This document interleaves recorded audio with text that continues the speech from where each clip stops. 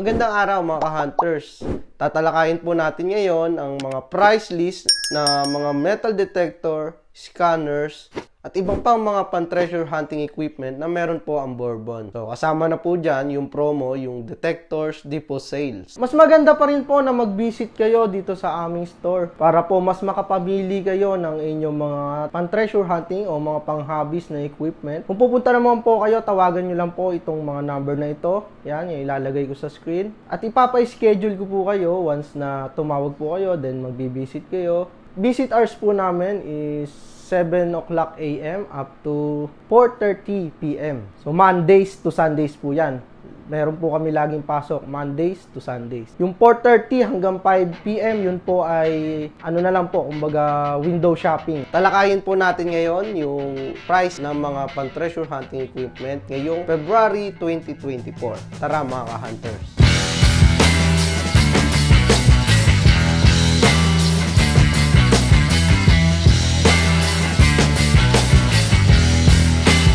So, unahin po natin yung presyo ng Minelab Electronics. Yan. Ito po yung GoFind 66, yung mga GoFind series, Vanquish series, at Equinox series. Yan po. Yan. Yan po ay mga automatic ground balance. So, pagkabukas mo, pwede mo na siyang gamitin. Yung GoFind 66, nasa 22,900, pero meron po siyang 15% discount. So, yun, ganun din po ang GoFind 22. So, mababawasan po yung real price niya ng 15%. So, dito naman po sa Vanquish series, yan po yung mga presyo niya. 22,900. Yun yung Vanquish 340. Vanquish 440 naman is 25,900. Vanquish 540 is 34,900. Vanquish 540 Pro Pack is 42,900. So, wala po siyang discount ngayon. So, yung Vanquish 540 Pro Pack saka 540, same lang po yan. Ang pinagkaiba lang yan is yung inclusion. Mas marami kasi yung inclusion yung 540 Pro Pack. Katulad ng maliit na coil na nasa likod niya. Yan, kasama po yan sa Pro Pack. Tapos dito naman po sa Equinox series, meron po tayong Equinox 600, 700, 800, at 900. So, ito, mas maganda po to sa Vanquish.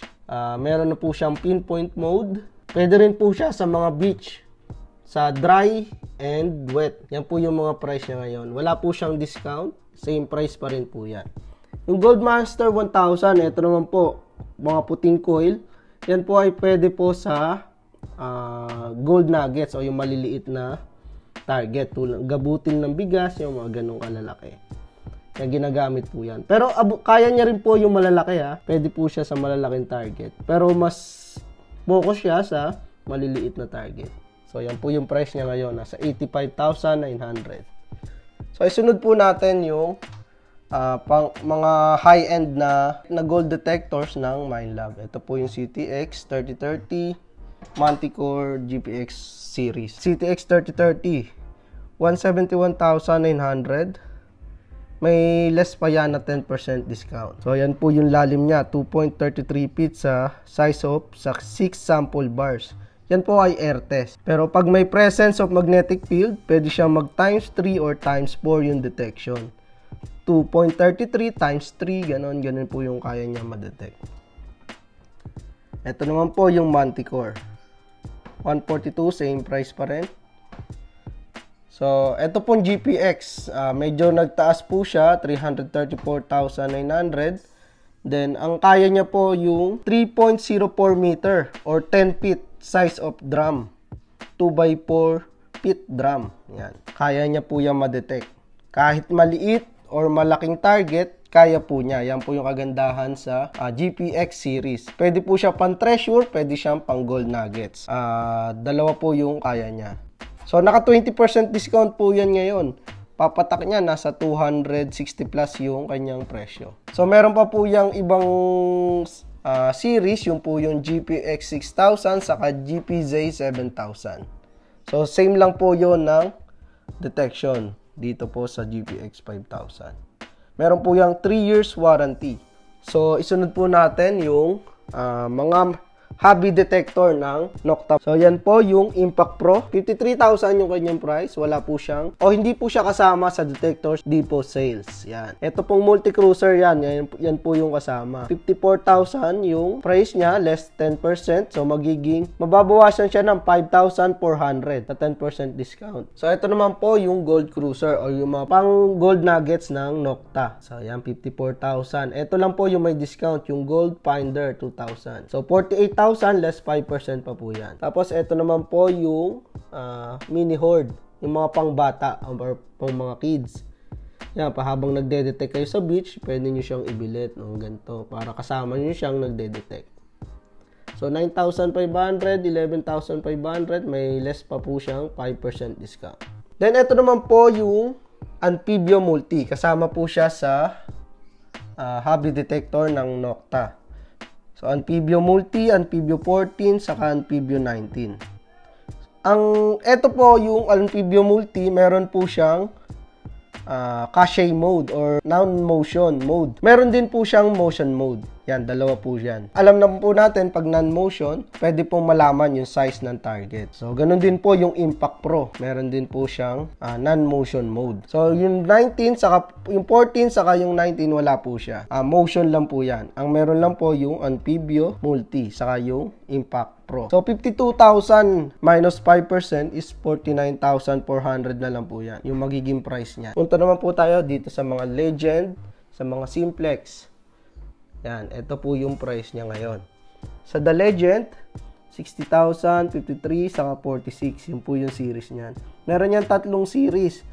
The Legend Pro Pack, The Legend WHP, at The Legend. Same lang po yung mga paggamit niyan. Ang pinagkakaiba lang po niyan is inclusion. So, sunod po natin yung Simplex New Generation. Yan, nandyan po yung Simplex Ultra, Simplex BT, at Simplex Lite. Yung Ultra po, meron po siyang Simplex Ultra WHP or with headphone. Yan, pag yan ang binili nyo, meron po kayong pre-starter package. Kung gusto nyo pang bumili ng AccuPoint, mabibili nyo lang yung AccuPoint sa halagang 5,700. So, ganun din po sa Simplex Ultra na walang headphone. Pwede kayong bumili ng pointer sa halagang 5,700. Yung AccuPoint, ito po yung price niya.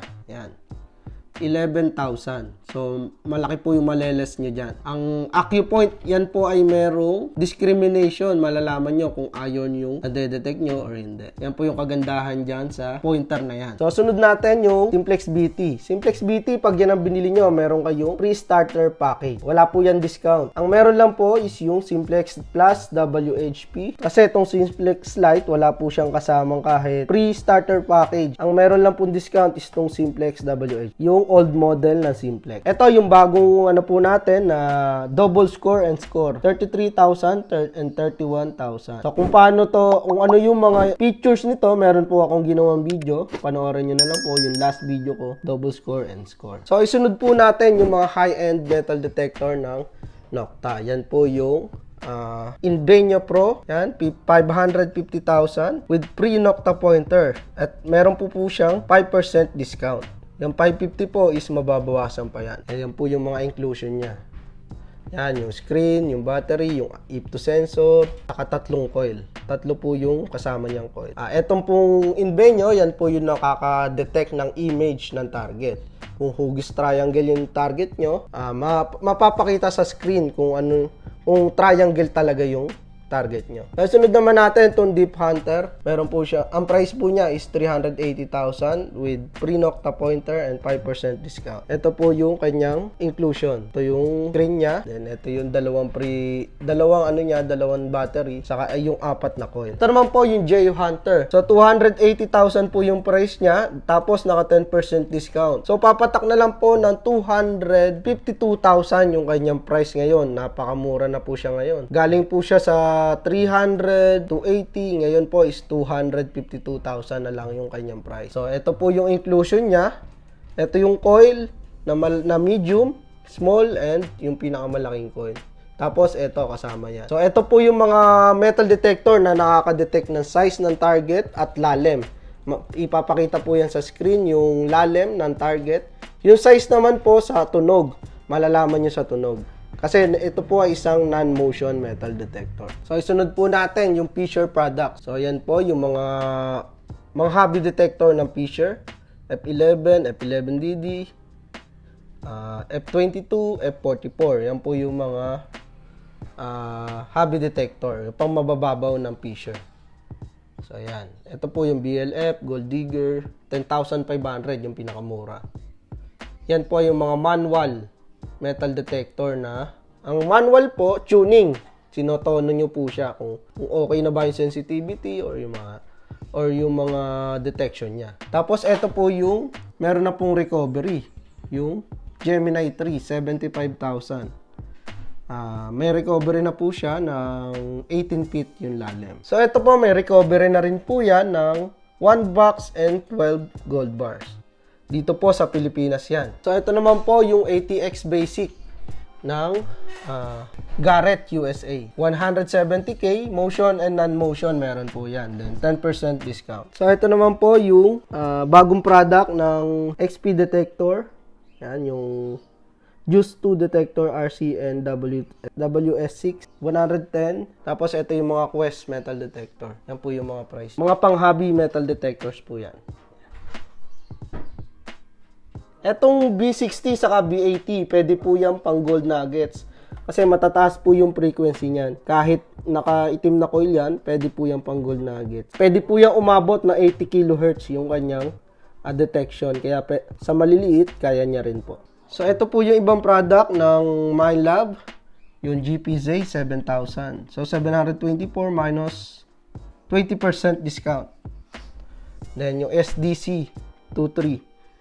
Yan, meron din po yung 10% discount. Yan po yung mga pang gold nuggets din. So, ito po, kasama rin po yung Quattro Force, yung Earth Resistivity na made in Greece, yung GDI. 210,000. Yan po yung ADMT 200AX 16 probe, 235,000. So, ito naman po yung pulse induction. Ang kinaibahan to sa BLF o yung mga Geo Hunter, ito po kahit matagal na nakabaon or kababaon nyo lang, madedetect nyo po siya. Hindi po tulad sa Geo Hunter, sa mga Deep Hunter, yung mga BLF, kailangan pa po ng presence of magnetic field or matagal na nakabaon dapat yung dinedetect niya. Yan po yung series, yung Pro 7 saka yung Pro 5 ST. Yan po yung mga price niya. 95,000, 100,000, tapos 125 and 120,000. So, ito naman po yung mga ibang pulse induction, yung Ground Pioneer, Mega Pulse at SDP. Ito naman po yung SSP 51, pulse induction din po yan. Geosensys, yan po yung may discount natin, 140 less 10% discount. Then meron po yung series na Geosensys X3 Pro Plus. Ito yung mga inclusion niya.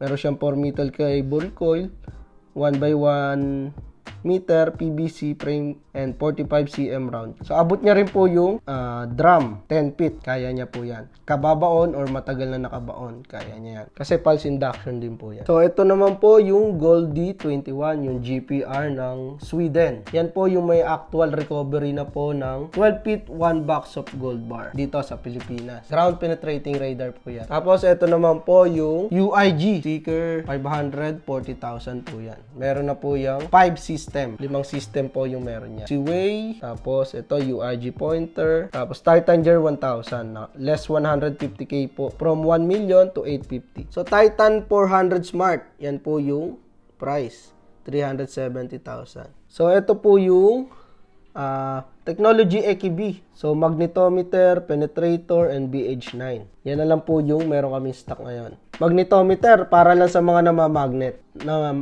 tulad ng bakal, mga iron. Ito naman po yung sa technology EKB, yung pulse induction nila, 40,000 lang po. Yan. Then Delta Pulse, ito rin, 42,000. So isunod po natin yung OKM. Yan, yung mga nagbaba ng presyo dito sa OKM. So yung EXP 6000, yung 6 system. So, from 2,280,000 nasa 2,200,000 na lang po siya. Nagbaba po yan ng 80,000. Then, yung ibang ano rin po ng EXP, yung series, yung EXP 45, nagbaba rin po yung mga yan. So, ganun din po yung Gepard, yung GPR po ng OKM, 1,370,000 na lang po. Tapos yung Rover UC, yan, nagbaba rin po yan. So, ito naman po yung Rover C4, 700,000. Ito lang po, may discount sa OKM, yung Evolution NTX. 350,000 minus 10% discount. So, ayan. Ito naman po yung Fusion Pro Plus, saka Fusion Professional and Lite. May mga kasama po yung laptop, tablet. Ito naman po yung Pulse Induction ng OKM, yung Pulse Nova, 190,000 po. So, dito naman po tayo sa mga electronics locator, yung mga Ionic Bionic. So, yan, yung locator na yan, yung Tesoro Gold Plus, Tesoro Gold Max. Yan po yung may mga discount. Tesoro LX3, yan may 10% discount din po yan. Ito, yung Gold Line, mayroon po yung 10% discount din. Yan po yung available ngayon na Ionic locator. Ito sa OKM. Kasama po dito yan. Ito naman po yung mga manual locator or ang paggamit po niyan is depende sa mga user skill capability. Yan, mga pendulum. Mga diamond selector, yan, meron din po kami niyan. Sa LRADs, dito sa gold-plated LRADs, 16,000 po siya. Dito sama-sama na po yan. Meron po siyang LRADs, power module, eliminator, kasama rin po dyan dito sa long range kit. So may 5% discount po yan. Pag long range kit lang naman kailangan nyo, yan, 21,000 minus 10% discount. Ito naman po yung Nemesis, saka Apollo. Yan po yung mga manual locator. Ito naman po yung mga scanner, yung mga murang scanner. Yan, yung Great King 2S, naka 30% discount po yan. Grade 5,000, 25%. Yung Discovery SM, 10%. Yan po yung may mga murang scanner. Ito naman po yung Evo 3D, 10% discount. Ito naman po yung series ng ADMT o yung IDO. Earth resistivity po siya. Tapos ito naman yung series ng Treasure Hunter. 220,000, Golden Eye Plus, saka Treasure Hunter. Wala po siyang discount ngayon. Ito po yung Magna Smart natin, 100,000 less 20% discount. Yeah, mababawasan pa yung 100k. So, ito naman po yung huli natin, yung Ajax Primero. Yeah, mga 8 system, 9 system, saka mga 3, mga ano po yan, mga madaming system. Ito po yan. Primero, Gamma, yung Alpha, Royal Analyzer. Scanner din po yan. Then, ito naman po yung Proton Helix series. LB2, LB4, LB8, saka LB16. May stock po tayo ngayon ng LB2, LB4, and LB8. 390 yung LB2, 450 yung LB4, LB8, 630 yung LB16, 850,000. At kung magbibisit po kayo sa aming store, tawagan niyo lang po yung ilalagay kong number sa screen.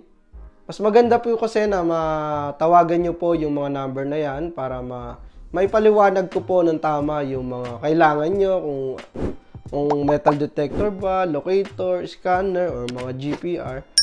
Yan, ipapaliwanag ko po sa inyo kung paano po gumagana yan. Para mai-appoint ko rin po kayo sa gantong araw o sa gantong oras, sa gantong buwan, kung pupunta po kayo dito sa aming store. So hanggang sa muli mga ka-hunters, ako nga pala si Raven, isang product trainer dito sa Bourbon Electronica.